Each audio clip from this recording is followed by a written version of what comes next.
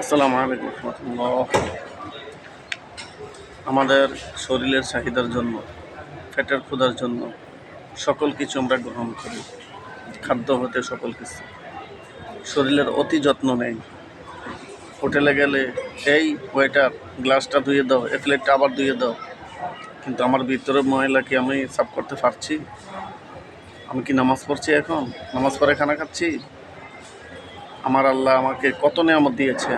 আমার শরীরটার দিকে একটু তাকাই, সাধারণ নিঃশ্বাসটার দিকে একটু তাকাই, কত নিয়ামত আমাকে দিয়েছেন, কিন্তু আমি কি এটা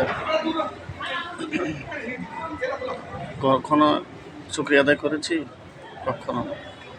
সকল কিছুই তো হয়, কিন্তু নামাজটাই হয় না কেন? কারণটা কি? আমি তো একজন মুসলমান, আমি তো আল্লাহর কাছে যেতে হবে। গাড়ির ড্রাইভারদেরকে বলবো, আপনারা 1 মিনিট পরে যান। একেবারে না যাওয়ার চাইতে 1 মিনিট পরে যাওয়া অনেক ভালো। সরকারকে বলবো, সকল কিছু দ্রব্যমূল্য একটু কমাই দেন, গরিবের অনেক উপকার হবে। আর অনেকে নৃত্য করছেন, নাচ গানের ভিডিও করছেন, কারণটা কি?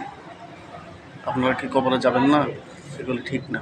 ভালো হয়ে যায়, সবাইকে নামাজের আহ্বান করি, ইসলামী টিকটক করি, আপনাকে লাইক এমনিই দিন। আপনি লাইক পাওয়ার জন্য বলতে হবে না, আপনি আল্লাহর নাম দেখায় বলবেন, কোরআন দেখায় বলবেন, এটা কখনো ইসলামী ভিডিও হতে পারে না।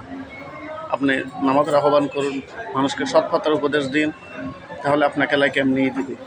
সবাই শেয়ার করে দেবেন। প্রত্যেকটা প্রতিষ্ঠানে নামাজ বাধ্যতামূলক করুন, আল্লাহর গজব থেকে এরকম পান। রাসেল বাইফার কেন?